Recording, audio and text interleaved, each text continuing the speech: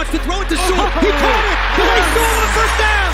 Oh, yes. The big man dives down the 31-yard line. Oh, that is beautiful.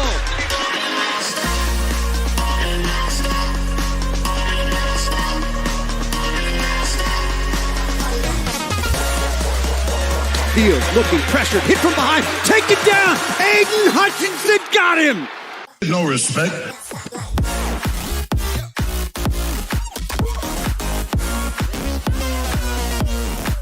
So, we look like we're ready. This is day one.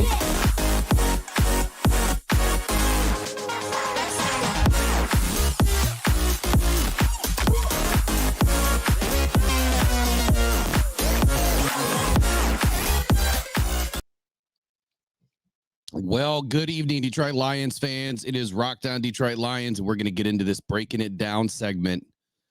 Man, can you believe the Detroit Lions going to the NFC Championship? It's here. We fly out tomorrow. We're going to rock that city down. Niner Nation, we're coming. You better believe it. We're going to hold our own. And I want to start with some game notes before we get too far. And I'm sure everybody already knows this, but those that don't, Lions kick off tomorrow, on Sunday is 6:30 p.m. Eastern Standard Time, Levi Stadium versus the 49ers. You can watch the game on Fox and Fox Deportes. The over-under is 51.5, and the odds-on favorite are the 49ers at 7.5 points. So my one question, and I just want to make sure before I go much further, just make sure you guys can hear me. And just let me know all the sound and everything's good. I don't know if Derek's popping on tonight, but if he is, great. If not, I'm sure he's busy packing, getting ready to leave early in the morning to Ohio so he can catch his flight. So, look, Lions are 6-3 away in 2023. We travel well, we play well away, and the Lions are 13-6 against the spread this season, including 1-1 in the postseason. So I am not worried about our Detroit Lions when it comes to big games, big moments. It's outdoors. It's good weather.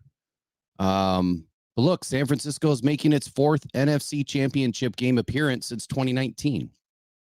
They're used to this thing, right? We're not. Well, we're about to get used to it because what you're seeing right now, I believe, is going to be the floor of the Detroit Lions for many seasons to come. All right. Thank you, Steve K. Says loud and clear. And look, while the Detroit Lions, we've been in the playoffs for the first time since 2016, the Lions are one of four franchises that have still never played in a Super Bowl since it began, 1966. The 49ers are seeking their third appearance this century.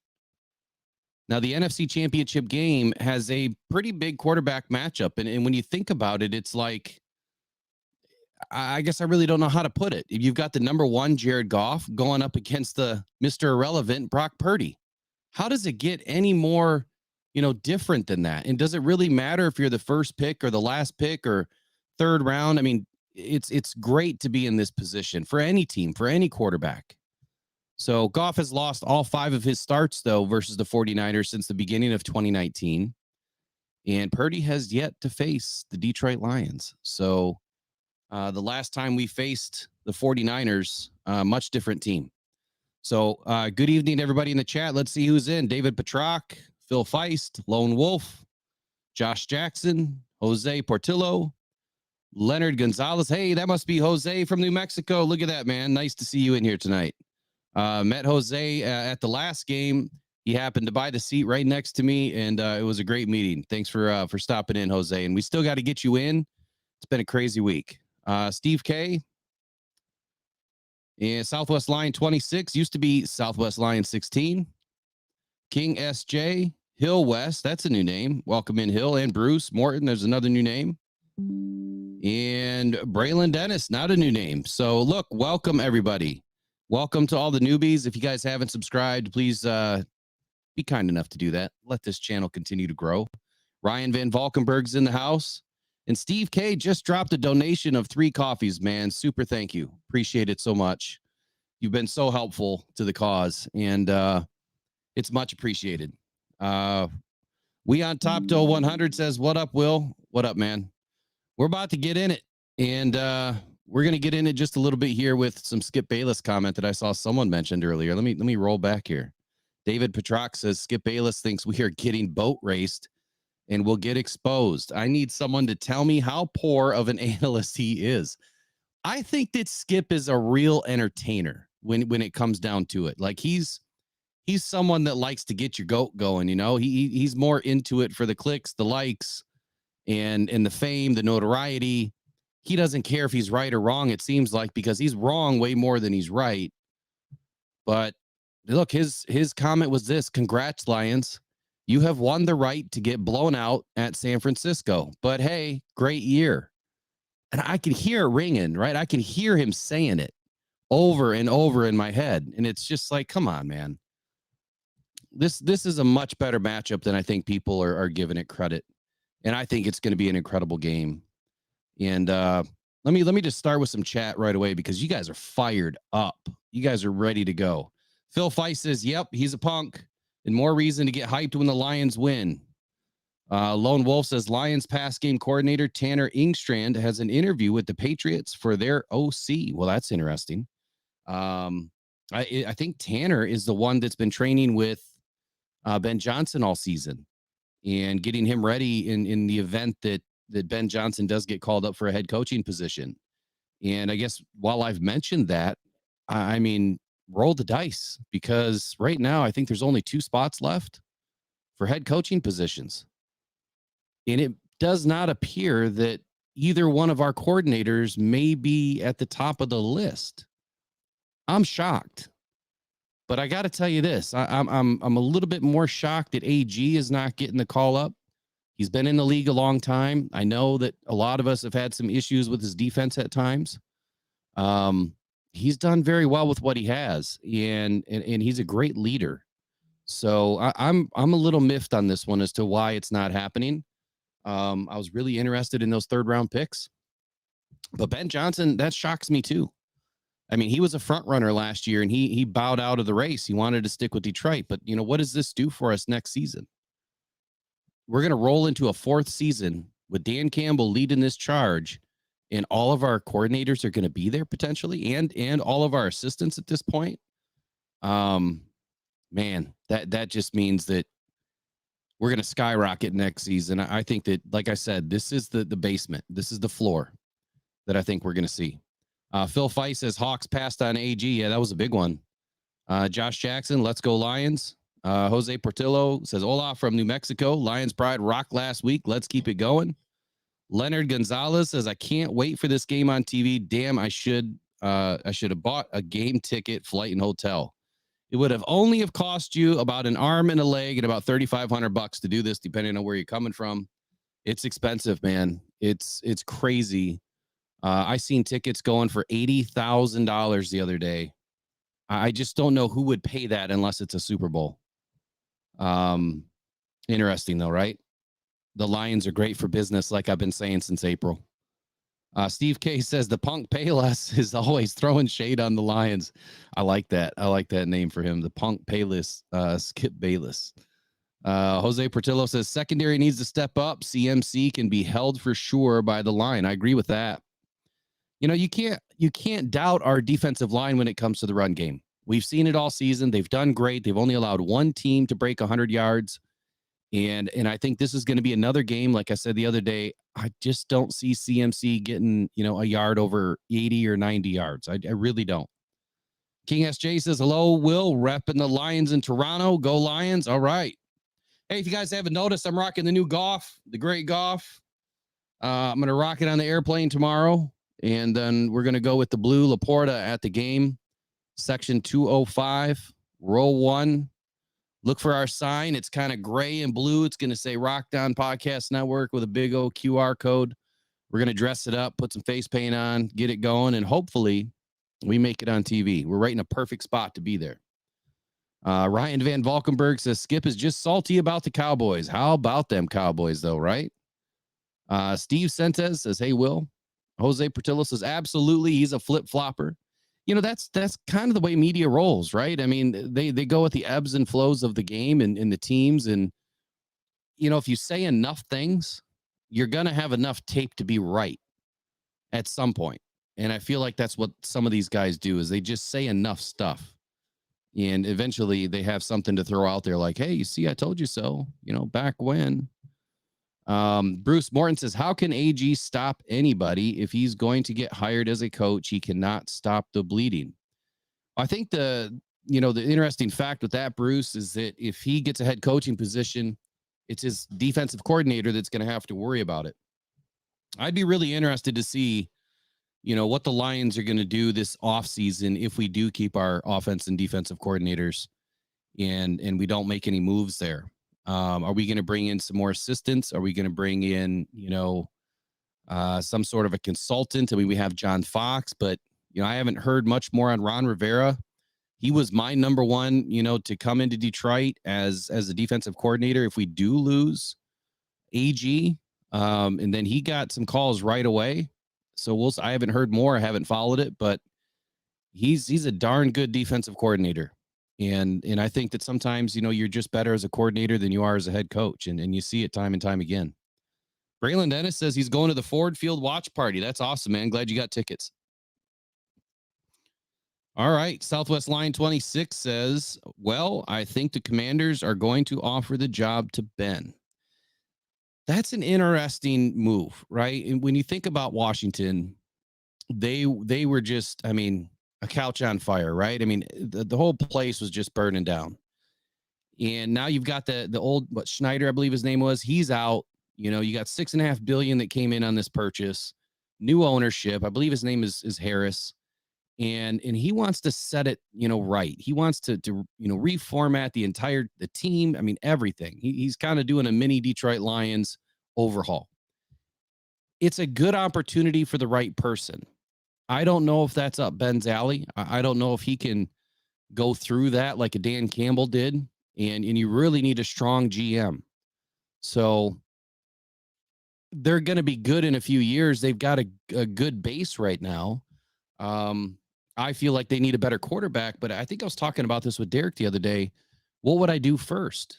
And initially I'm saying, well, I'd love to have a better quarterback, but you start with the trenches. You've got to find, an offensive line that can protect your quarterback. And then maybe next year you try to find a quarterback, but this is like a perfect draft right now for a quarterback. And you might have to pull one early and still invest, but I would move off of that pick and I would try to gain some extra picks and do it that way. That's how I would do it, but fill the trenches first, always.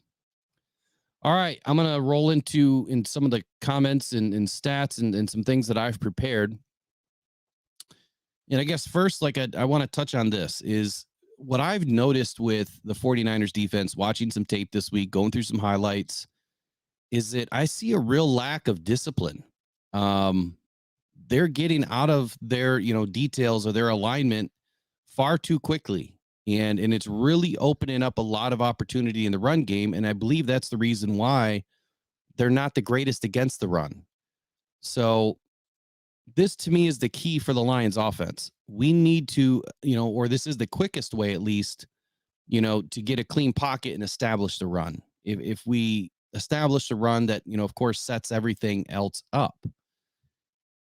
If they're not going to give enough effort towards the run game this weekend and they're going to focus on the pass game, I think we eat them alive. I really do. I think that our, 1-2 punch with Montgomery and Gibbs is just going to have an incredible day on the ground. And if we can control the ground, we control the clock. And if we control the clock, I think that we get out of this game. I think it's a tight one, but I think we get out of this game with a W. Joseph Austin says, hey guys, been checking out the Niners chats. They think that they will win by 1 million. Well, I guess thankfully for us, the scoreboards don't go that high. I don't think we have to worry about that one.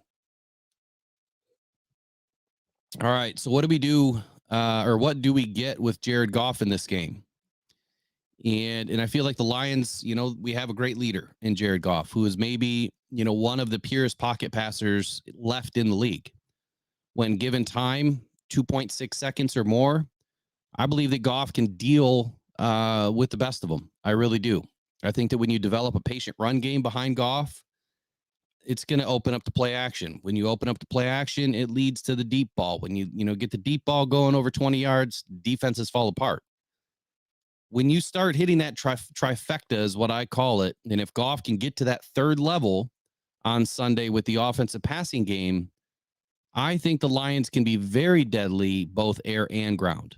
Like I was saying a minute ago, if they're not going to give us the effort in controlling the run and they're going to let us run and try to shut down Laporta and Brown, I think that's a more wise decision on their part, because if you start to let Laporta and Brown get loose, you're not going to stop us, because then you go back to the run game and you can't control that either. You can't control it all. So they just have to build this momentum. They got to confuse the defense. They've got to attack any weaknesses that they find in the 49ers defense, take advantage of the personnel groupings that they love on the field, and then get up tempo. And what I mean by that is, when they find some, personnel groupings that the 49ers have in that they can take advantage of, whether that's with Laporta or St. Brown or Gibbs, or in the run game, it doesn't matter, what facet of the offense that it is. You need to try to keep that defense on the field. And the way you do that is you go up tempo, and you don't make any personnel changes on the offense. They have to stay on the field. They can't make any personnel changes on the defense, which I think it's a good rule that they implemented. Lone Wolf says, did the Packers expose the 49ers? Man, you looking at my sheet or what? That's coming up like 2 segments, man. I love it. Great minds think alike, Lone Wolf. That's awesome. Ludell Wesley says, I like our chances and Gibbs running and catching out of the backfield. Welcome in. Lion Syndicate says, yo, what's up, man? How you doing tonight? Hopefully you're getting all packed up. If you're like me, man, your anxiety's through the roof. I don't think I've stood still all day. I even went and got my hair cut today, and I haven't had a true haircut since after the whole cancer and everything. I haven't had a true haircut in over 9 months. So I went out, treated myself to a haircut. I feel great. Got to represent, Santa Clara as best I can. Joseph Olson says the line has grown bigger. Guess the money is going 49ers way. It's perfect. Look, hey, you can give us all the disrespect you want, right? We've dealt with that for decades. But this is different. You disrespect this team, they love it, man. They put that chip right here, and they leave it there, and they play much better. The one guy you don't want to piss off is St. Brown. That guy already plays with a big enough chip for the entire team. But you get him going, man, he's infectious. Something I said on Monday after watching the Packers divisional game is that there was a lot of slips and slides on the field, some falls. They had some issues with the cleats. I mentioned on Monday that the Lions need to wear the biggest cleat allowed. I think it's 3/4 inch, and just not even take a chance on this.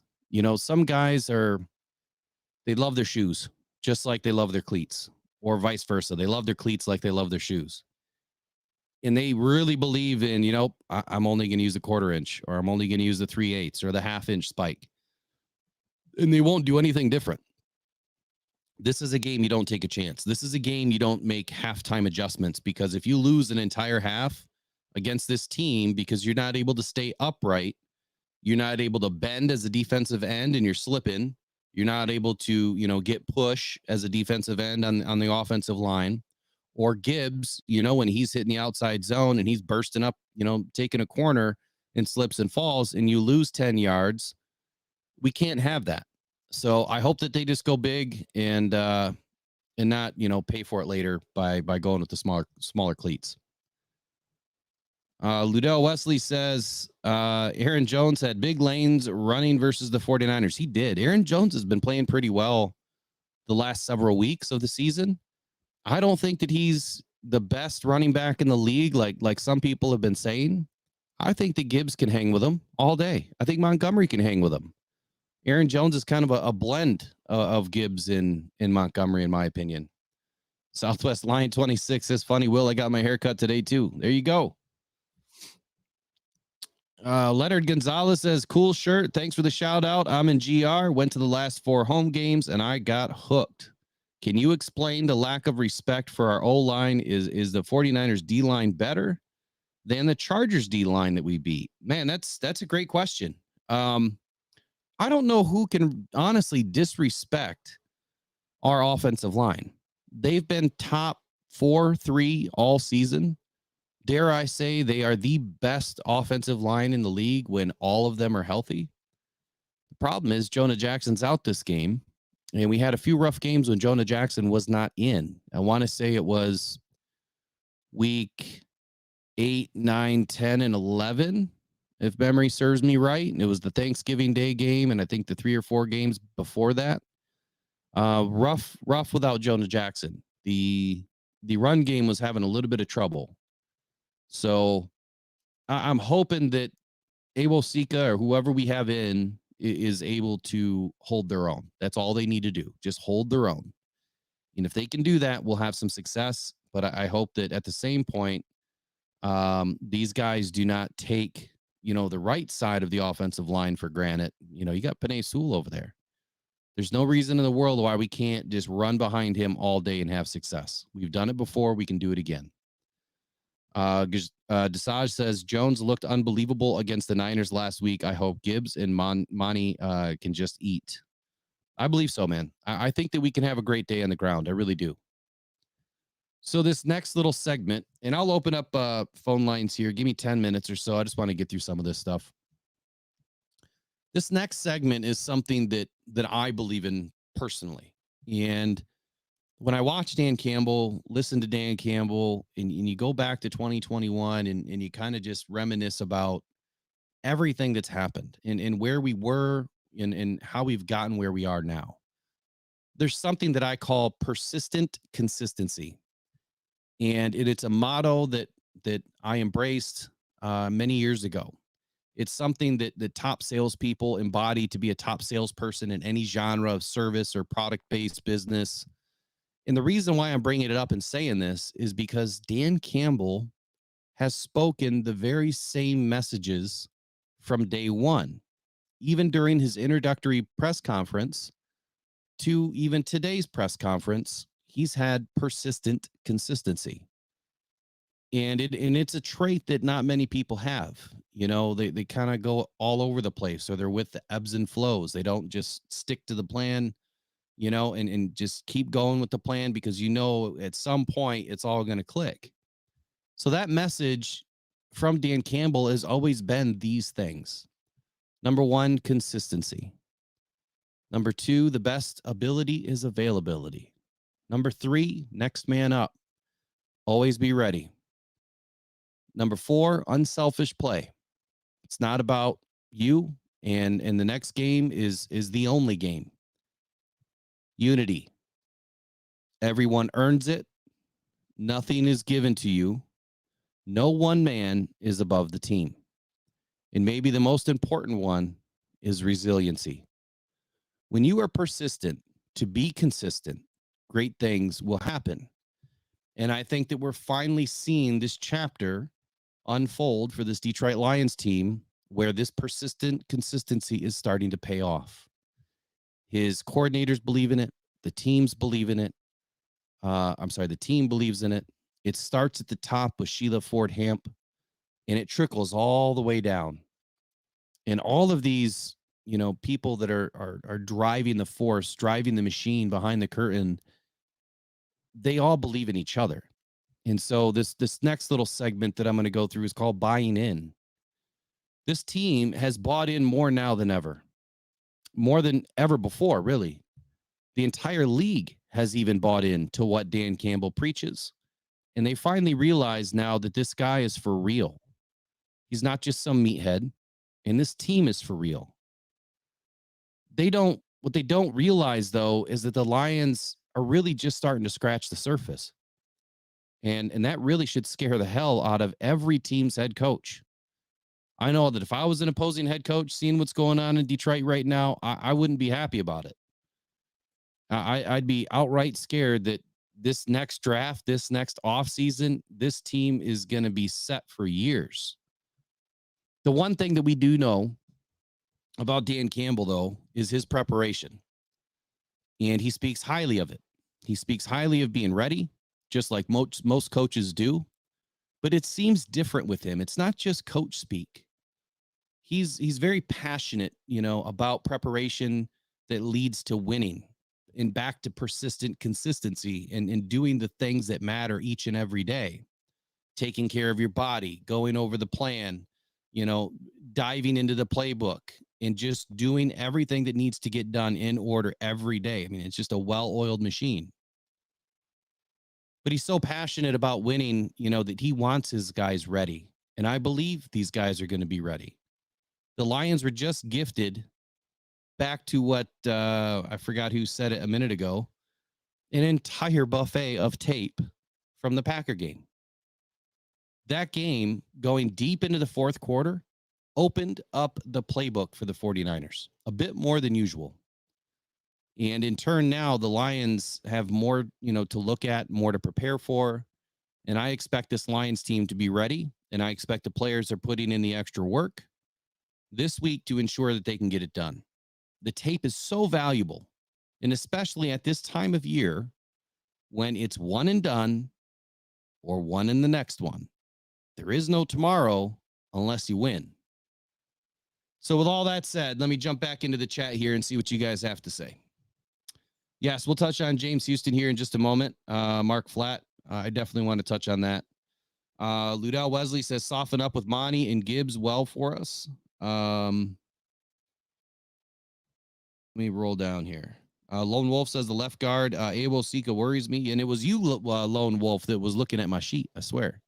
You're the one that brought it on. Mike D says, hey, Rock Don, in one pride, King of the North, do you think that Debo is going to play and we can take this with him not playing if he doesn't play? I think what you're asking there is he going to play and can we win with or without Debo? I don't know yet. I think that that's going to be a game time decision and we'll probably hear about it. Well, this time, probably 5 p.m. ish, if Debo's in or not. I have not looked at the injury report yet today. I was going to pull it up while we were on. But I still believe we can win with or without Debo. If Debo plays, he's not 100%. And even if he was 100%, I still feel that, our defense can get it done if we stop the run. We can't let both sides go off. We have to stop one or the other. And then we just got to maintain the passing game. Try to keep it in front of us. Southwest Line 26 says, what's impressive about the Lions that they're doing is that they're overcoming the franchise's negative history. Right on, man. They're ignoring the chatter and staying focused on the task at hand. Ludell Wesley says Debo is cleared to play. If he's cleared, does that mean he is going to play? Did they put something out yet? Phil Feist says a win would make Goff the 5th signal caller to start a Super Bowl with multiple franchises. Yes. I actually read that earlier, and I pulled in those same stats from ESPN, Phil. I was going to go over that tonight, too. I think it's a great segment that they put together, and it saved me a ton of work. Lauren McQuaig, hey, nice to see you, Lauren. He says, right, Southwest, no recency bias. These brand new Lions have the reset button, and they smashed it.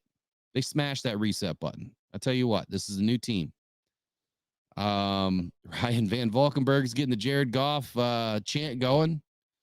Oh, I got a special guest too. I was going to save this. I was going to do it, to be funny, but I think I'll roll him in right now.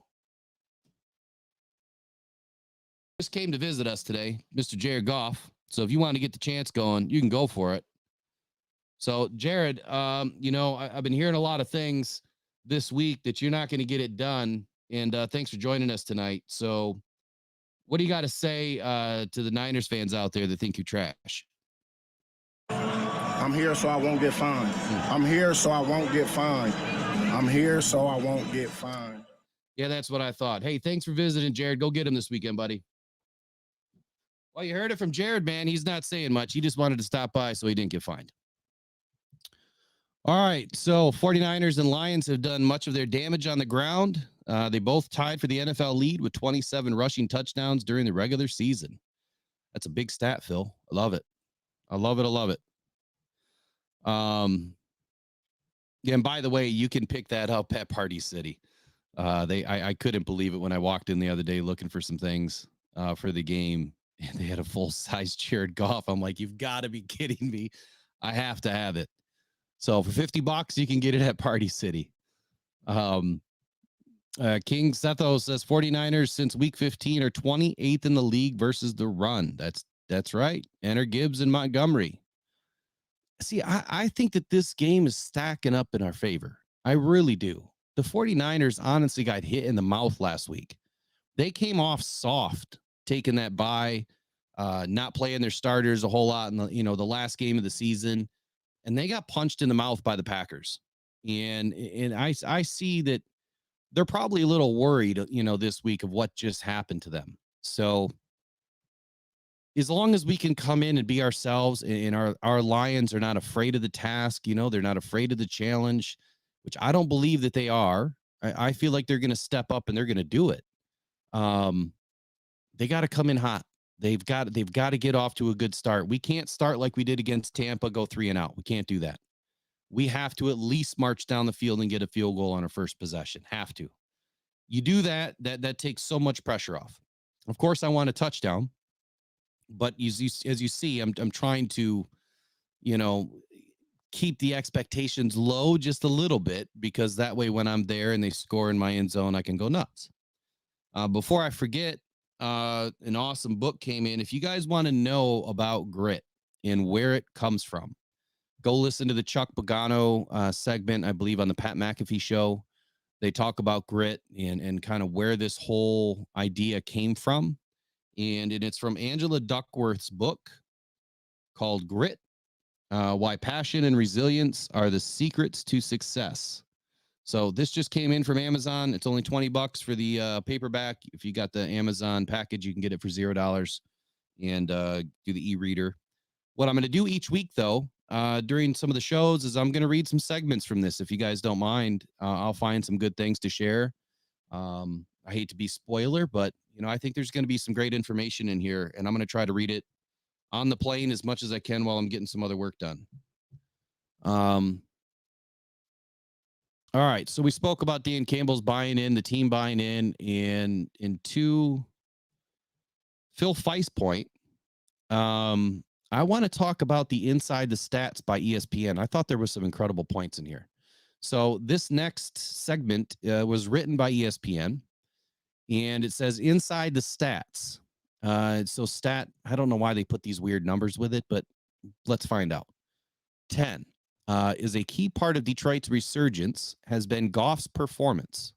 He will become the 10th quarterback to start in the conference championship games with multiple franchises. A win this Sunday would make Goff the 5th signal caller to start a Super Bowl with multiple franchises. Tom Brady, Peyton Manning, Kurt Warner, and Craig Morton are the only others. Only Brady and Manning won 2 Super Bowls with 2 different franchises. The next stat is 8, similar to Goff, who made it to the Super Bowl in his 3rd season. Purdy has played meaningful games early in his career. He can become the 8th quarterback to start in the Super Bowl in his 1st or 2nd NFL season, joining Dan Marino 1984, Warner 1999, Brady 2001, Ben Roethlisberger 2005, Colin Kaepernick 2012, Russell Wilson 2013, and Joe Burrow 2021. The previous 7 have a 4-3 record in their Super Bowl debuts. 37. The Lions have very little postseason success in their franchise history. Detroit has just 3 playoff wins dating back to 1967. On the contrary, there are 37 players on San Francisco's current active roster with at least 3 playoff wins individually. In other words, 67% of the players on the 49ers have as many playoff wins as the Lions franchise during the Super Bowl era. That is a terrible stat, but we're going to change that. It's going to take us many years, but we're going to change it. 11, Detroit has the 4th longest active championship drought across the NFL, NBA, MLB, and NHL. With its last championship coming in 1957, the Lions are also seeking their playoff road win since 1957, which came against the 49ers. And yes, PAF Firestopper, we will be in blue lot number 1. That is where the Niners are hosting a tailgate. If you Venmo Joe Lenore, I think it's Joe-Lenore, $25, Cash App or Venmo. You'll be able to join the tailgate. They'll be giving you food, drinks, whatever you want, I believe for 3 hours prior to the game. And the last one here is 27. Both the 49ers and the Lions have done much of their damage on the ground. They are both tied for the NFL lead with 27 rushing touchdowns during the regular season, which Phil also kindly let us know. In San Francisco, Christian McCaffrey has 14.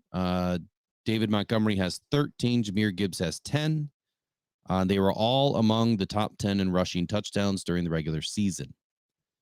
So pretty incredible stats. I don't obviously like some of them because, look, they're not good. We haven't done much, but that's changing. This is a different team. We are the brand new Detroit Lions. We're not going anywhere. We're just getting started. And you guys know when a Detroit team gets started, man, they don't stop for a while. I mean, you look at what the Pistons did. You got the bad boy era. You look at the Red Wings, 26 years going to the playoffs. You look at the Tigers. I mean, consistently good, teams. Now they've fallen off in recent years, all three of those teams, and the Lions really never got on. But I believe that's changed. I think that this is a different team, and I think we're going to prove that this Sunday. Win Southwell, yes, I am going. I will be at the tailgate. We're trying to organize a breakfast. So anybody that's going, Rookies, I believe, starts at 7 p.m. to 10 p.m. in San Jose. Rookies Bar. That's where the meetup is, the meet and greet with the super fans. And the next morning, depending on how people feel, I was trying to get everybody together to meet somewhere at a breakfast spot, and I'm going to post that tomorrow when I find a spot. I've got to make a couple of calls in the morning to see who's open. Can they handle 100 people? And I'll put that information out on the Twitter at Will Rock Jr. I'll also post it in the community posts on the YouTube. Lauren McQuaig says San Francisco linebacker assignments are a stop. What does that say? San Francisco linebacker assignments are a stop our running backs. Gibbs, 199 pounds with a 4.3640. Montgomery, what does that say? 5'10", 222 pounds with a 4.5840. I'm not sure where you're going with that, Lauren. I apologize. I probably butchered that whole thing. All right. So I'm going to open up the phone lines here in 2 minutes. But before I do, we had a great opportunity yesterday to interview Jack Kavanaugh on the Rise and Grind morning show. Please do us a favor and go and subscribe to @Rocked Syndicate, which is the morning show on Tuesdays and Thursdays. Right now, we start at 8:30 a.m. Eastern Standard Time. We go for at least an hour, and we're going to be adding more time as we can and more segments, more guests, and we're going to get you guys a lineup. More than likely after the season concludes is when we're going to have more time to really be able to ramp it up. But it's going to be your new morning destination. We've spoken to some sponsors, and we should have some answers and some information next week for some local coffee roasters that are going to be giving out samples, as well as helping to sponsor the show. And I think it's going to be a great relationship. So many things are moving forward. Danny Painter says, hello, Will. Hey, man, how are you? All right, so a couple of things I want to talk about. The Chase Young effect as well as the James Houston effect. Which one is going to have the bigger effect in this game? Is James Houston going to get the shot? Is he going to go? Can he at least get a limited amount of snaps in this game, which I think, 10, 12, 15 snaps would be commensurate to, I believe, what he would do if he comes into this game. Right now, the guys that have been listed out are Khalif Raymond and Jonah Jackson. Hendon Hooker and Chase Lucas are questionable. Alex Anzalone, James Houston, Sam Laporta, Frank Ragnow, and Josh Reynolds are all full participants. I expected nothing less out of Frank Ragnow. That guy, I hope to be able to interview him someday because he's what Detroit sports is all about. He's what grit is all about, resiliency. I mean, he's all of it. The best quote ever, man, was when he felt like, he signed a big contract. He owes it to the city to perform. He can't be hurt. If he's hurt, he still needs to play through it. That's how he feels. It's an incredible mindset when you feel like you have a duty and an oath to do something for somebody else. Not many people around still today that believe in that kind of mentality. So it's great to see. So as it looks right now, though, James Houston doesn't have an injury designation. And in my opinion, I think that that's leaning towards him having an ability to play. He needs to get in. We do need it to develop the pass rush and get home. We can't just get pressure. We have to turn it into a TFL. We have to turn it into a batted pass. We have to turn it into a sack, or an interception because it's, a bad throw. Pressure is great, but pressure is better when it actually turns into a negative play.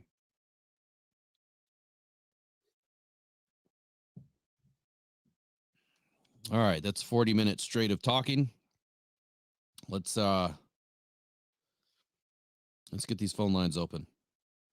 Give me 2 seconds. I'm going to get these phone lines open and I'll be right back.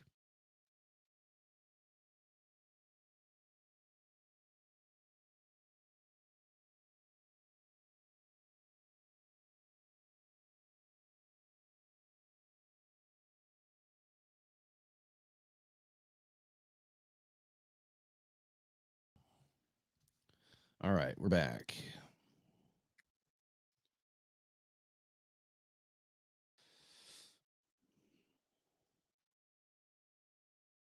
Okay, let me drop the phone number in the chat. It's the same one as always. 313-312-0348. Please remember, I only have the one phone line. I'm not using the phone conference system. So when we have somebody on, just wait till they get off and then call in. Phone lines don't usually get too jammed up. Some nights they do, but it's rare. But we'll try to get everybody in. We'll give everybody a couple of minutes to chat, and then we'll move on to try to get more people in. So phone lines open, 313-312-0348. And let's get you guys on the line, talk about these Detroit Lions, and let's talk about, how do you think we're going to get it done? Can these Lions stave off the 49ers, defensive pass rush? And if they can, how successful is Goff going to be, through the air? I think that those are some critical keys to this game. Bosa versus Panay. Panay gave up 1 sack playing left tackle in 2021's matchup. That was the first game for Jared Goff. It was the first game for Panay Sewell. It didn't go as planned, but he only gave up 1 sack playing a position that he hasn't played since college. And now he's back at right tackle, and Decker didn't play that game. So we got, Sewell at his position. We got Decker, back in the game. We've got Rag now. Graham Glasgow's been playing well. The only difference is we don't have Jonah Jackson in the game. So can we stave off Panay Sewell and Bosa? Can we stave off Bosa and Chase Young? The Lions only gave up 2 sacks overall in that game in 2021. So how does Panay and Decker fare against Bosa in this game? My opinion is we've played against some of the best defensive pass rushes all season. And both guys have done very well. The worst game we had, in my opinion, is probably the Baltimore game and then the Packer game on Thanksgiving Day. Those are probably the 2 worst games. Looking at the game, those are probably the 2 worst games. Stat-wise, may not have been the 2 worst games. And I don't have that information in front of me. But just watching those games, it felt like they got manhandled in both. And I didn't like it. I didn't like what I was seeing. I know that these guys get banged up throughout the season. That was smack dab in the middle of the season, and everybody was carrying something. So it just could have been, bad timing, against the Packers. Baltimore was a little earlier in the season, but, week 1 is the healthiest you're ever going to be. The Chase Young effect and the potential for the I warned you, Brad Holmes moment. I'm not so sold on this one right now. I feel like, Chase has been fairly ineffective. What does he have? 2.5 sacks on the season, and a handful of TFLs. He has not been the Chase Young that I think everyone was expecting, lined up with Bosa. So I don't know. I feel like the Lions have a good opportunity. I feel like there's been a lot made of Chase Young and Bosa, and not a whole lot being said about this offensive line. And it bothers me. So, all right, until we get anybody to call in, we'll jump into the chat. Ludell Wesley says J-Mo does some good things. I feel in this one. We need it. We need J-Mo to have, a 40-yard catch, or 50-yard TD. We need something. Lone Wolf says if Houston is a go, I'm thinking he only goes in on third down, maybe 15 snaps. I would agree with that. I think that he'd be, the third down guy for sure. I think it tips your hand a little bit, though. If you don't put him in on other downs, it kind of tips your hand that that he's coming in to rush. I mean, defensive ends are typically going to rush you anyway. But if you're blitzing and rushing consistently on third down with James Houston, I think you can almost scheme against that pretty easily. CMC can flare out, catch a screen pass or a dump pass up to the left, pretty easily. And I think that's where we could have a pretty big mismatch with CMC and James Houston if he gets hung out to dry. I would hope that AG puts somebody behind James Houston as backup. Whether you got Branch up in the nickel or CJ Gardner-Johnson or somebody. All right, we got a caller in. I'll be right back.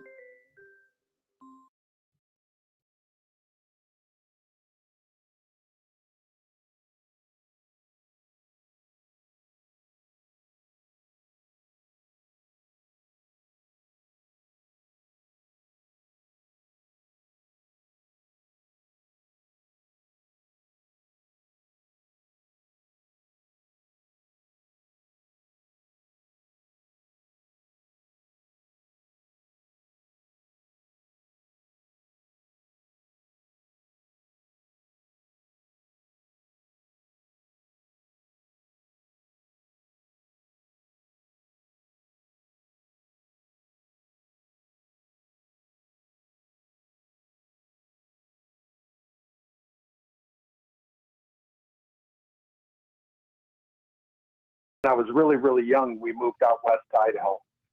And I grew up as a little kid as a Lions fan. And it was brutal going to school. I mean, everybody out here was either 49ers and Montana was winning, or John Elway, Denver Broncos. Or I had some friends that were Minnesota Vikings fans. And of course, Monday at school, they were all like, so how did the Lions do? And I was like, oh, we lost. And to grow up that way and to finally, I mean, even though I was watching in the 90s when they were halfway decent, it just, you knew the wheels were going to come off. And to see what's happening and then to find yours and Derek's podcast, even though I live 1,700 miles away from you guys, and from Michigan, I feel like I'm right there. That's awesome. And it's so cool. And the content that you guys bring, I feel like I'm living right there in Michigan. And it means a lot to me. So that's why giving you the donations and stuff is such a big deal. And I don't mind doing it because the fact that you guys can, stay on the airwaves and you're going to that game. I mean, here I live in Idaho. It's a 12-hour drive to San Francisco, and I debated doing it, but I have an obligation on Tuesday, and if I get stuck in a snowstorm going across the Blues, I'm going to be in trouble. So, but next year we've already got it lined out. We're going to be there for Thanksgiving Day. Well, that's awesome. I tell you, we do have extra tickets usually throughout the season. We have 10 season tickets in our club that my grandfather started way back when. And my father kept it going and I'll take it over from him when he's done. So if you ever need a ticket and need to plan something, you can always reach out. I believe you have the email too. And we'll try to make sure that, you can attend because tickets are going to be scarce next year. They're going to be expensive. There's like a wait list now of like 7,000 for season tickets. It's crazy how good football business is in Detroit. But What is your take on the game? What's your take on the game this weekend? Where do you think we are? Well, I'll tell you what, I think they're in a great place.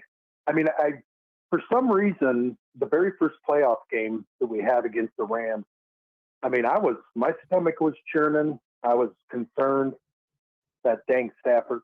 I mean, I didn't know what to expect. And then you moved on to Tampa Bay, same thing.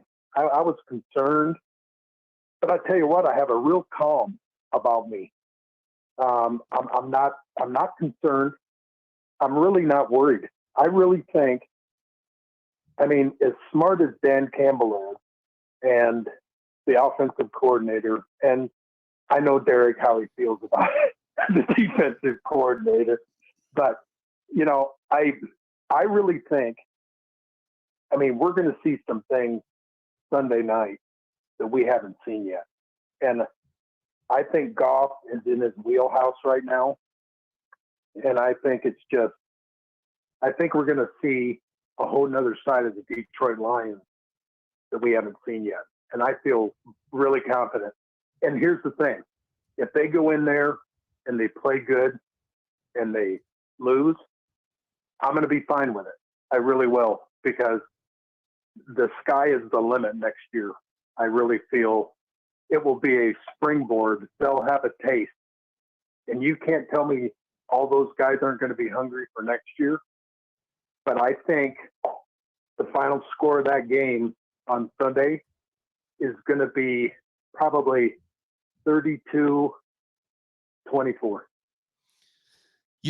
That's still a pretty tight score. Do you feel like this is kind of how I feel. I feel like the Lions could get out to an early lead. I feel like the 49ers are probably going to close it because the Lions, for whatever reason, they seem to slow down. I know our third quarter has been getting better, but we seem to slow down end of the second, beginning of the third.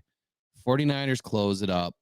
The Lions eke away in the fourth quarter. That's just how I see it playing out.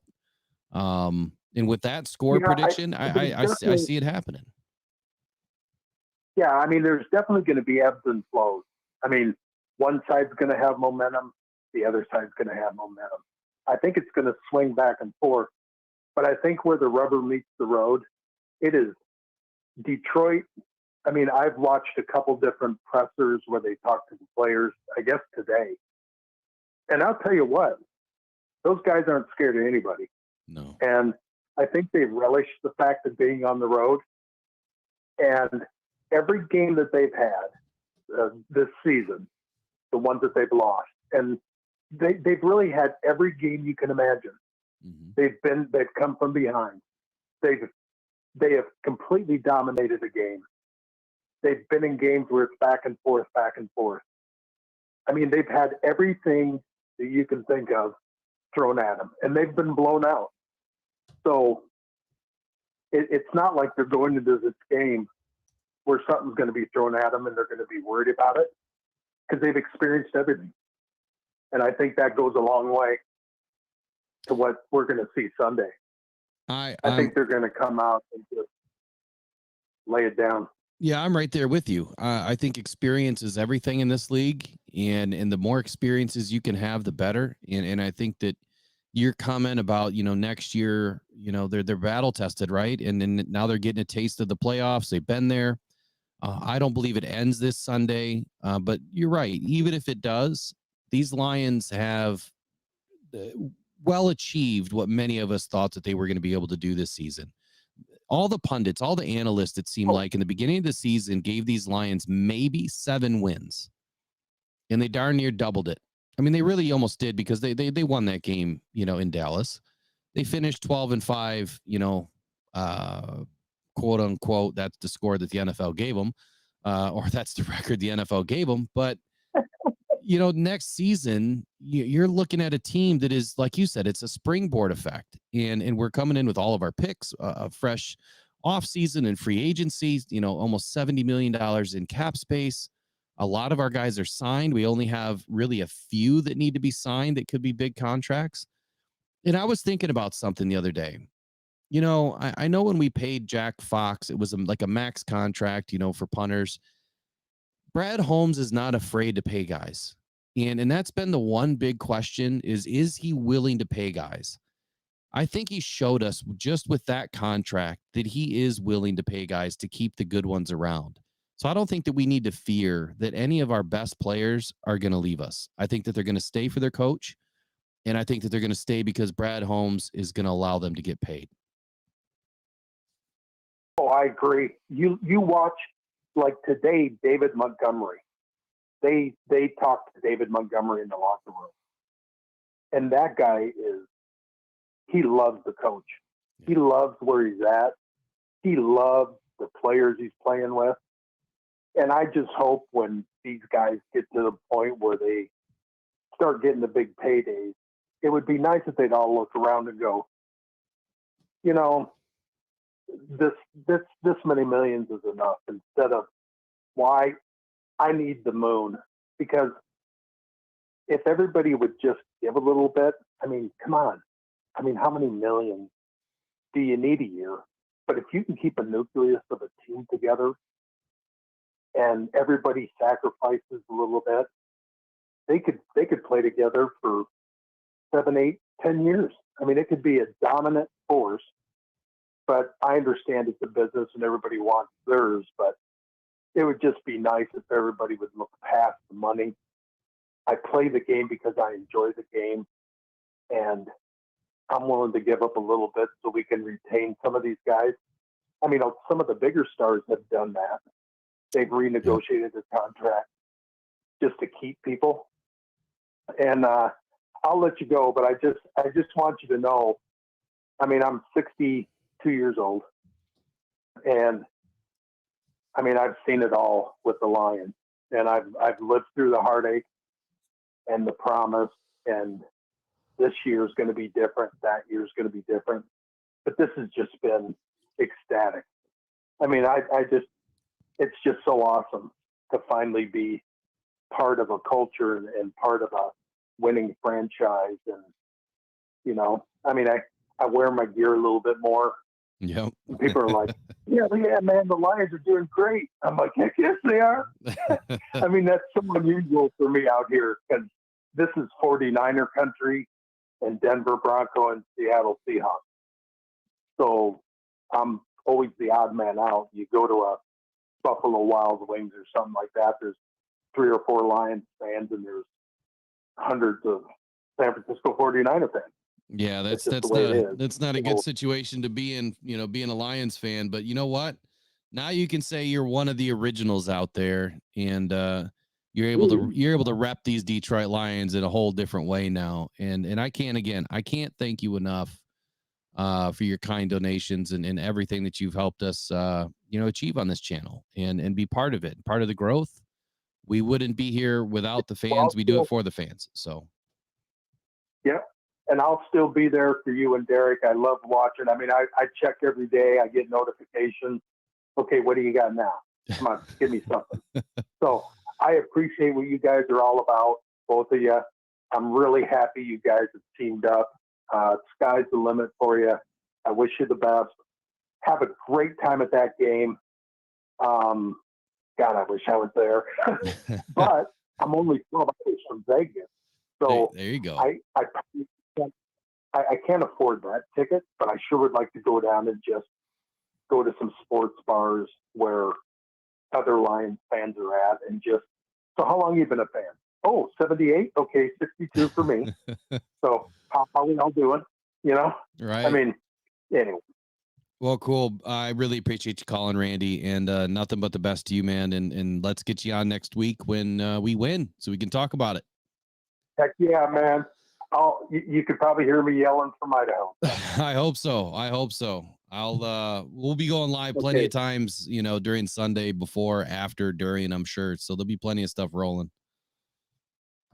Okay. Well, hey, you and Derek travel safe, get home safe, and go Lions.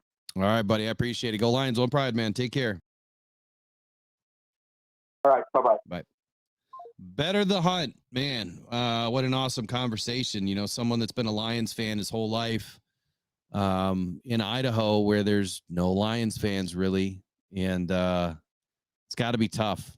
It's got to be tough when you're one of the only ones and getting clowned on, I'm sure, because we've been so paltry for so many years. But now that's changed. And I feel like it's changed for a long time. So phone lines open now. 313-312-0348 is the number to call. 313-312-0348. And I appreciate y'all letting me know about the sound. Sometimes, for whatever reason, like even right now, I can't even put a message in the chat. No idea why, but I'm trying to put the number back in. So if you guys can hear me, if someone wants to throw the number in there, 313-312-0348. I don't know why I can't. Sometimes this thing just doesn't like to work, I guess. All right, Southwest Line 26 says Taylor Swift versus Eminem cage match at the Chiefs versus the Lions Super Bowl. That's too funny. But you know what? That would be an incredible halftime show. It really would. Two of the best to ever do it. All right, we got a caller. I'll be right back.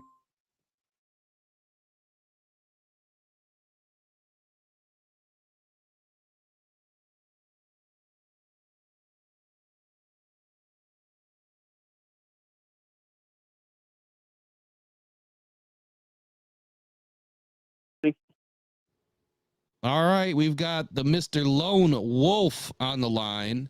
Lone Wolf man, Mario, how you doing tonight? Let's talk about these Lions. How do you feel about the game this Sunday? Give me your overall, score prediction. Whatever you want to talk about, go for it. All right, man. How's everyone doing? My first time on YouTube, so a little nervous, a little excited, but I'm very excited about Sunday. I'm 39 years old, Lions fan my whole life. And, every year was like this disappointment. Dude, this year came, I had a gut feeling after draft we were going to be good. But I didn't think we would make it to the NFC Championship. Right. And it's just like, this is unbelievable to me. And I'm so excited. I'm so happy for the team, the fans, everybody, just the whole thing. So, I think this Sunday we're going to see a really tight game. It's going to be a battle. Our offensive line versus their defensive line. Our defensive line trying to stop Christian McCaffrey. I think we can't fully stop him, but I think we can limit him. That's a good point. I think if we do that, kind of force Brock Purdy to kind of throw it. I don't think he has a laser arm. It's more of like a nice, accurate lob. So I'm hoping our safeties can jump it and pick it off. I just think it's going to be a tight game, a dogfight to the end. And then, if you heard Dan Campbell over the week, he was like, this game might look like it's going to get out of hand. But if we do what we do, we won't let it escape us. Right. So it's kind of giving little clues there. Like, we can't fully stop them, but we just got to play our game. The one, my thoughts. Yeah. So let me comment real quick on his lob. That's the one thing I'm kind of worried about, because that lob pass, as you call it, his deep pass, he's been pretty accurate all season. And that's my biggest fear in this game, is that if we do not try to keep these receivers underneath us with, our DBs playing over top and all the time, that these guys burn us, or Jefferson, I don't care who it is. I don't care what the number one new Puka Nacua, they burn us. They get past us because we're playing man on man as opposed to a zone, keeping the guys underneath us. If these receivers get beyond us, Purdy is the most accurate deep ball thrower this season. He's 27 of 41, 860 yards, 9 touchdowns, 1 interception with a 65.9% accuracy rate on deep passes. That scares me. And you're right that he's not laser sharp on the short intermediate routes, but for whatever reason, he's been dropping it in the bucket this season when guys are open. If it's contested, I think that we'll be okay. It's just, can we contest a pass for once in this league is going to be the question against Brock Purdy. So how would you want these Lions to defend it? Like James Houston, are you expecting him to get some snaps, or I guess what's your overall feeling and for our defensive line and how we're going to get to Brock Purdy? So, okay, I'm glad you asked that because, again, going back to this week with Dan Campbell talking, I think they really want to get Aiden Hutchinson one-on-one because I think they feel like he can beat him. Yep. And with that, that means McNeil, that means, Benito Jones, if it's Houston, if it's Kaminsky, they got to they got to take on as many guys as they can take on to get him that one-on-one. I love it. If they got to blitz a little bit, do it. It's just, like you said, he has that really kind of accurate pass. Like you said, what was it, 67%, maybe more? 65.9% on deep throws, though. Just deep throws, which is pretty good. That's very good. And we know our corners can't keep up with their receivers. Right. So that's what I'm saying. Like what you said, if our three safeties can keep those receivers in front of them, when that ball goes up in the air, they just go get it. Just see if you can get it. Why not? You might not, whatever. But I really want to see that one-on-one with Hutchinson, what he's talking about. Yeah, and I think to get the one-on-one, AG's going to have to do something that he hasn't been doing enough, and that's moving Aiden Hutchinson around. I've always said this time and time again. When you have a guy like Cody Mock in the last game, why were we not putting Aiden Hutchinson over Cody Mock? And I understand it. It's putting Aiden Hutchinson on the interior of the line. But are you going to tell me that a Benito Jones is better than Aiden Hutchinson? I don't think so. Right. I would rather put my best guy on their weakest guy a few times a game to affect the game. Now, I'm not saying put him there all the time, but dial up a stunt, do a twist, put Aiden Hutchinson on the inside. And to your point, blitz a little bit more. That means that more guys are going to have to back up and take the rushers, and then Aiden can get free. There's many ways to dial it up. And I think now, maybe AG is not a front runner for a head coaching position.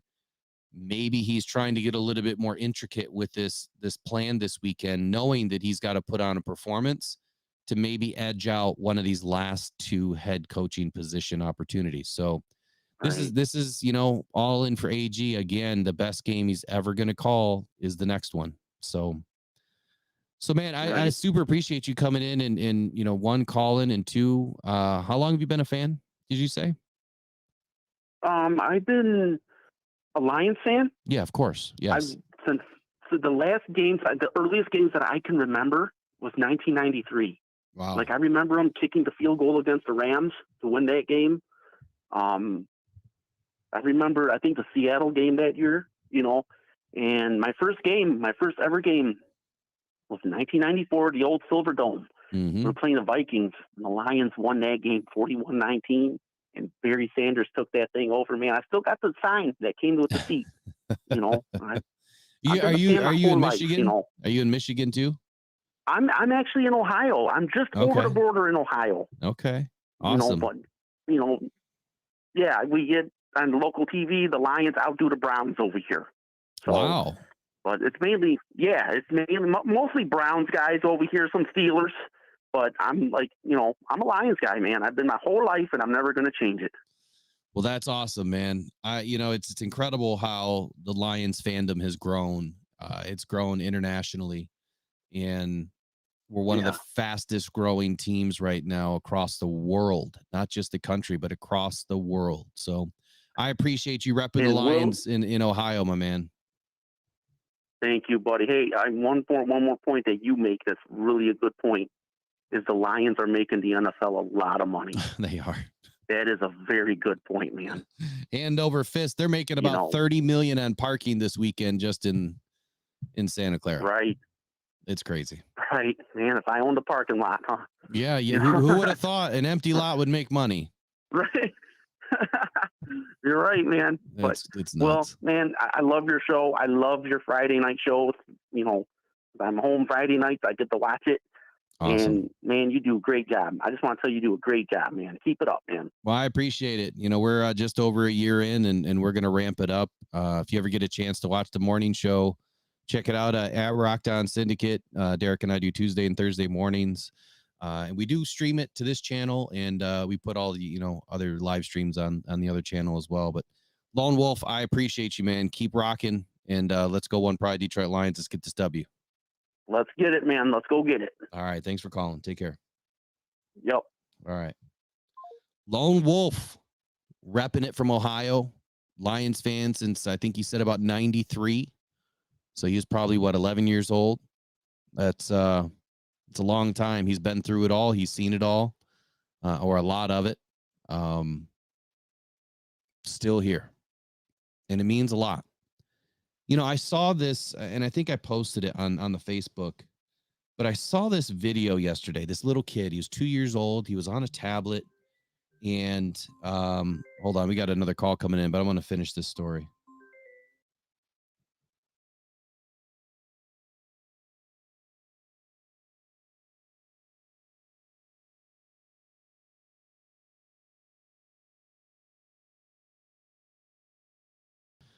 All right. So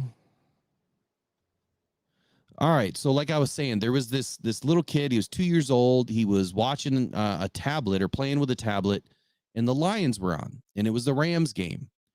And he was like, hey, look. And he was looking at the TV, and he got up and he walks over to the TV, and he's looking up, and I think it was Monty or Gibbs or somebody ran, or maybe it was Reynolds caught a pass, and he starts clapping at the TV, and he's happy, and he's excited that the Lions, are playing well. And my response to that, and I don't know why this came to my mind, I'm like, this kid will never know what it's like with all the heartache, the pain, the struggle. He's going to grow up being a Lions fan as a winner. And to think that this is the first real season I can say that we're truly winners. Like, we've done some amazing things. This is the season. All right. So without further ado, we have Southwest Lion 26, used to be Southwest Lion 16. He's on the line. How you doing, my man? I'm doing good, Will. How about yourself? I'm doing great. I'm a little anxious. It's going to be a long night. I got to pack just a little bit yet, but it's going to be a long night getting ready and jumping on the plane to get to Santa Clara. But I'm ready, man. I'm ready to rock it out. Well, I hope you have a good time over there. I tell you, I'm so proud of this. So proud of this team. It's so hard to overcome all the chatter of about all the failures that they have had in the postseason. Only having the one victory under Ford ownership, and for this team to go out and do what they've done is really impressive. I mean, yeah, I wish, William Clay had an opportunity to see it. He bled for this team. A lot of fans called him a player's coach, and he would hold on to his coaches, or a player's owner. Sorry. He would hold on to players a little bit too long. He would hold on to coaches just a little bit too long. And he really never meddled with the team a whole lot. But for him to be able to see what his daughter's been able to do, I think it would have been incredible. And I guess if he was still here, maybe she wouldn't have had this opportunity, right? But man, it's been a long time. Exactly. And I have no idea what's going to happen on Sunday, but I'll say this: this team has not been overwhelmed by the moment. Mm-hmm. The moment has not been too big for them. And I don't think it's going to be too big for them on Sunday. And, what encouraged me about the last game versus the Buccaneers, I know they started out throwing the ball a lot, but they really became multidimensional in the second half. And they were actually running the ball better when Jackson went out and Coyote came in. They were able to run the ball, they were able to throw the ball, and they were using play action and then throwing the ball in the middle of the field to Gibbs and Montgomery. And I tell you, if they can figure out a way to just get the ball to Gibbs or JMO in the middle of the field in space. I mean, both of those guys, you don't have to throw a deep pass. It could be a 5 to 10 yarder, Mm-hmm. Beyond the line of scrimmage. Just get it to them in space in the middle of the field. Those guys could take it to the house. I'm willing to bet that we're going to see a little bit more of that this weekend. And the reason why is we haven't seen enough of it. We haven't seen a lot of it. And this is the game where everything, including the kitchen sink, is going into this playing book. And they're going to have to dial up some things, and they're going to have to be different. We haven't seen a trick play in many weeks. There might be a trick play. I'm not saying that this is the right time to call one, but there's sometimes a right time to call one. If you need it, it'll be there. I feel you, though. Those guys in space, electric, dynamic, go to the house type guys when they touch the ball. And we're due. We're overdue. And to your point on the passing, when I listened to Dan Campbell, he said that they opened it up with passing to really put them back on their heels so that then they could start running. Yep. And we've always seen it the other way, right? We would run, open up the pass. They did it in reverse. So hats off to them. And it worked. Yep. And it worked. And if you remember, Will, they pretty much did the same thing against the Broncos. I mean, they started out throwing the ball a lot initially, but when you looked at the box score at the end of the game, I think they had like 180 yards rushing. So they, I trust Campbell. He's a smart guy. And if anybody has any doubts about how smart he is, I mean, I was listening to one of his pressers when he was describing what San Francisco does, and I'm thinking to myself, say what you want about this guy. He's not a meathead. He's a sharp dude. It's funny you say that. There was a interview of Brad Holmes, and he said something to the point of, I get asked all the time about Dan Campbell, and I don't want to tip my hat, but he's a very intelligent man, is what he was saying about Dan Campbell. He's a very intelligent football guy. He knows his stuff. Yep. And I've tried to hide it. I've tried to hide that he's smart, but I don't know how much more I can hide it. People are starting to see it now.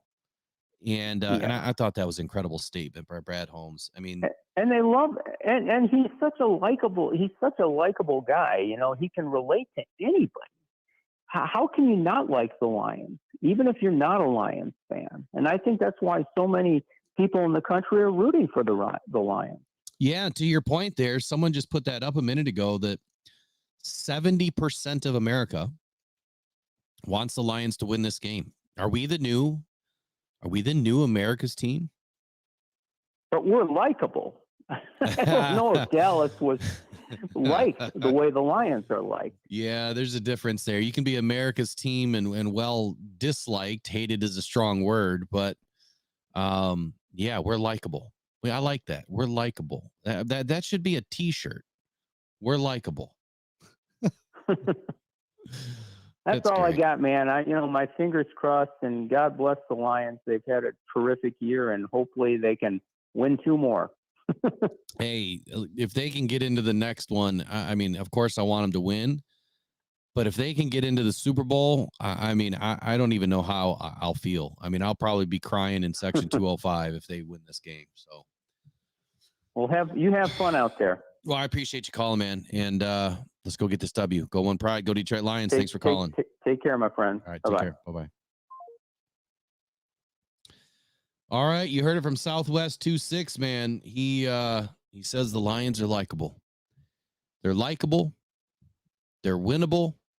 They're coachable. I mean, that's everything you want in a salesperson, right? And now you've got it in your Detroit Lions. Justin G says the lovable losers like the Cubs. That's terrible. I don't think we're losers anymore.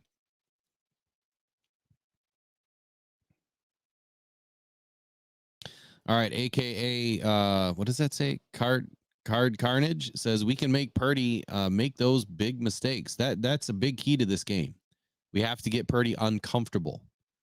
He's been comfortable. Now it's time to make him uncomfortable. I don't believe in their offensive line at all. I think they have 1 All-Pro, and that's it. All right, so I'm going to roll into a couple of things that I prepared the other day. 49ers offense. The last time these two teams played, or last time these two teams squared off, the 49ers were a much different team. The 49ers quarterback was Jimmy G, not Brock Purdy.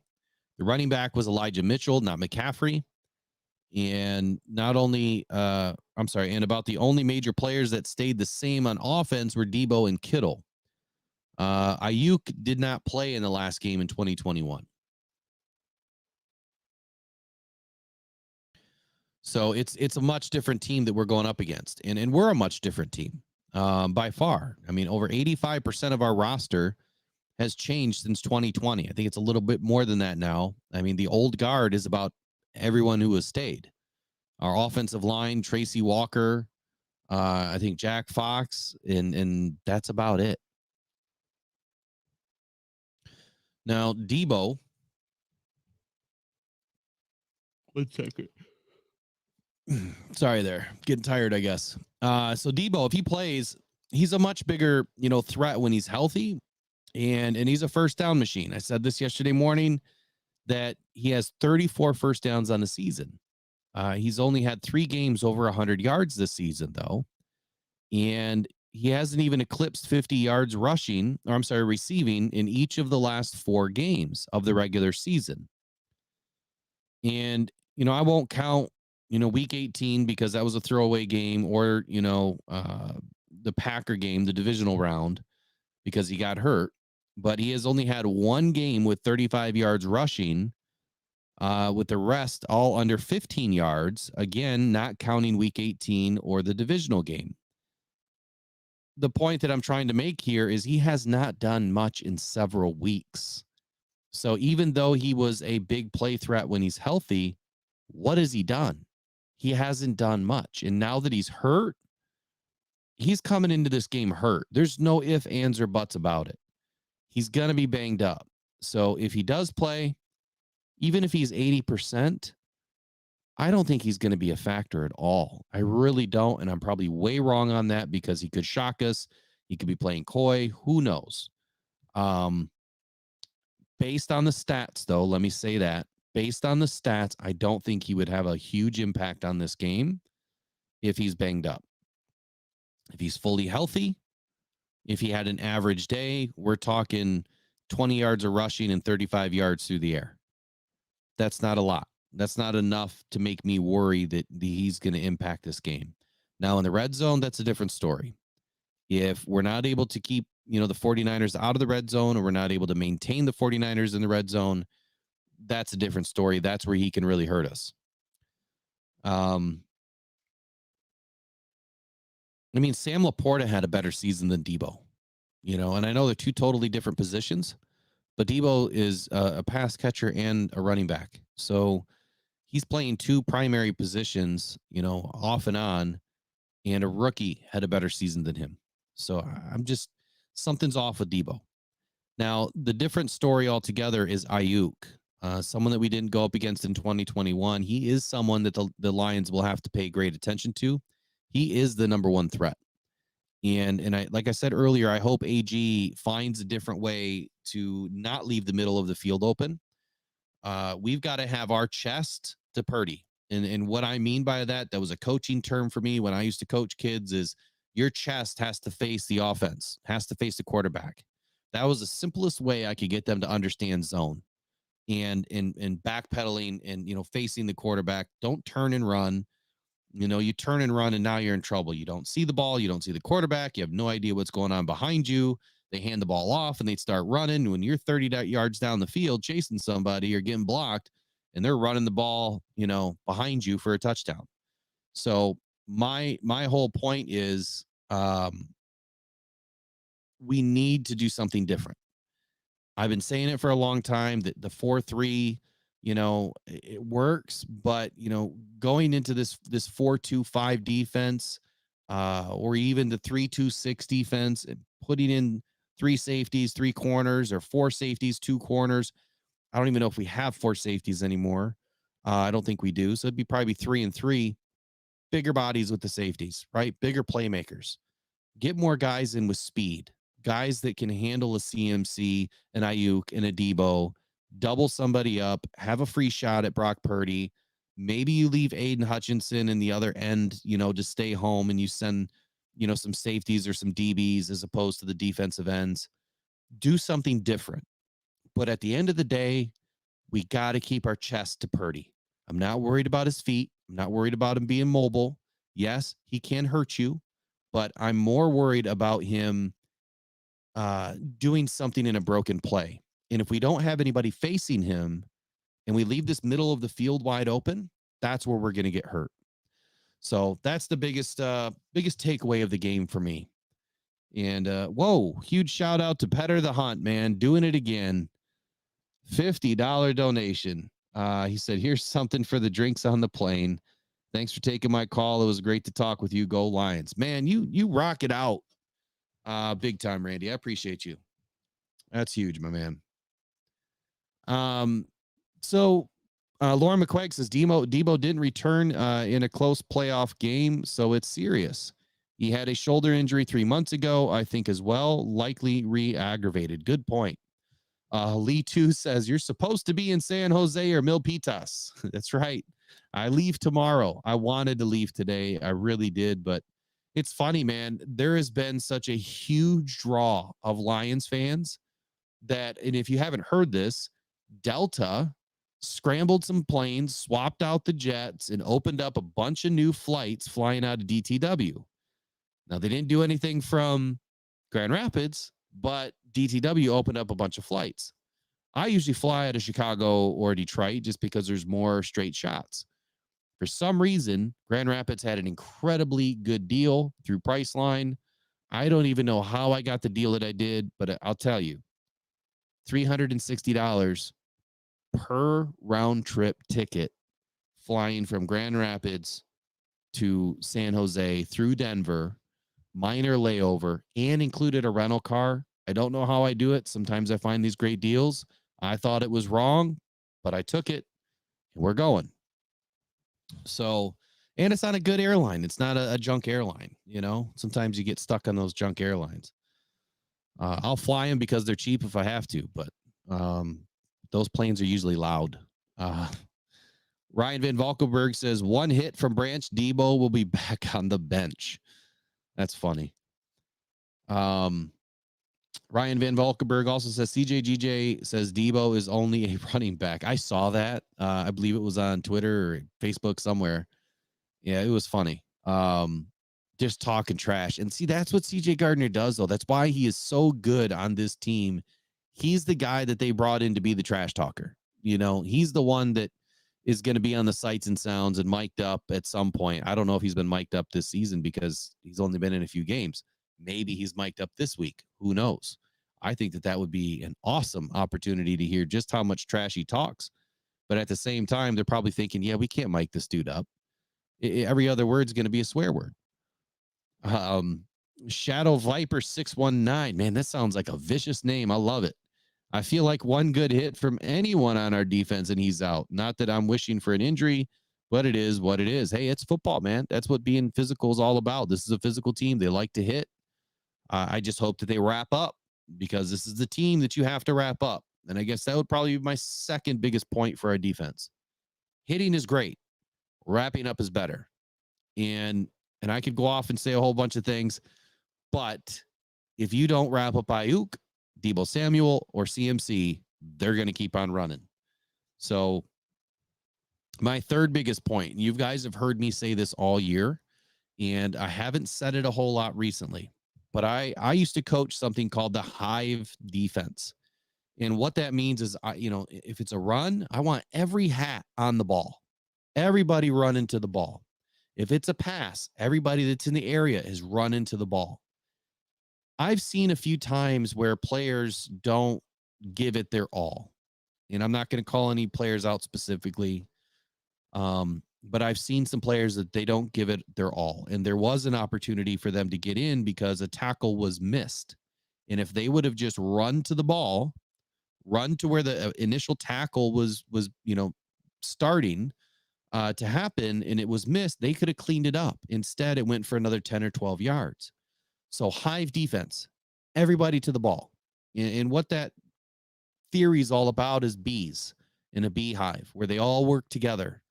And I just find it fascinating. You know, it's nature. We're humans. We're part of nature. If you focus on, you know, the beehive mentality and you all work together, not one person is going to have to do all the work.